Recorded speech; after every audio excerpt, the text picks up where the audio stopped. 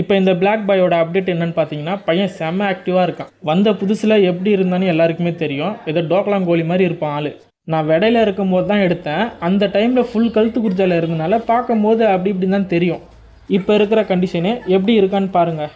என்கிட்ட வந்து கரெக்டாக 3 வாரம் சென்று கூவ ஆரம்பிச்சுது. இப்போ வந்து பார்த்தீங்கன்னா கழுத்து குர்ஜா பாதி முடிஞ்சிருச்சு, இன்னும் பாதி தான் இருக்குது. ஃபுல்லாக ஃபினிஷிங் ஆனதுக்கப்புறம் இவரை டப்னிங் பார்க்க வேண்டியதான். நம்ம கருப்பு பெட்டை இவரு கூட போட்டு தான் ப்ரீட் பண்ணிட்டு இருக்கேன். அதை பற்றி நான் ஏற்கனவே ஒரு வீடியோவில் சொன்னேன். ஏன்னா நம்ம பெட்டை மாதிரி கூட போட்டு ப்ரீட் பண்ணலான்னு பார்த்தா கருப்பு பெட்டையை கிட்டே சேர்க்க மாட்டேங்குது. அது மட்டும் இல்லாமல் இன்னொரு காரணமும் இருக்குது. முட்டை வைக்கிற கோழி முட்டை வைக்காமல் இருந்துச்சுன்னா ஃபால்ட் ஆகிடும். அதை பற்றியும் நான் இந்த வீடியோவில் சொன்னேன். அதனால தான் இந்த பட்டாக்கிட்ட போட்டு ப்ரீட் பண்ணிட்டு இருந்தேன். இதுக்கப்புறம் அந்த கவலையே இல்லை. ஏன்னா இதுக்காகவே தரமாக ஒருத்தனை இறக்கியிருக்கேன். இவன் தான் அது. எப்படி இருக்கான்? தரமாக இருக்கானா? ப்ரீடிங்க்கும் யூஸ் பண்ணலாம், தேவைப்பட்டால் களத்துலையும் இறக்கி விடலாம். நம்ம நாட்டுரங்க பெட்டையும் கதிர் பெட்டையும் இவங்கிட்ட போட்டு தான் ப்ரீட் பண்ண போகிறேன். நூறியும் இன்னும் கொஞ்சம் நல்ல முட்டை வைக்க ஆரம்பிச்சிடும். நம்ம பிளாக் பாயையும் ஃபீனிக்ஸையும் தனியாக பிடிச்சி ரிங்கில் போட போகிறேன். இதுக்கப்புறம் அவங்கள ப்ரீட் பண்ண போகிறதில்ல.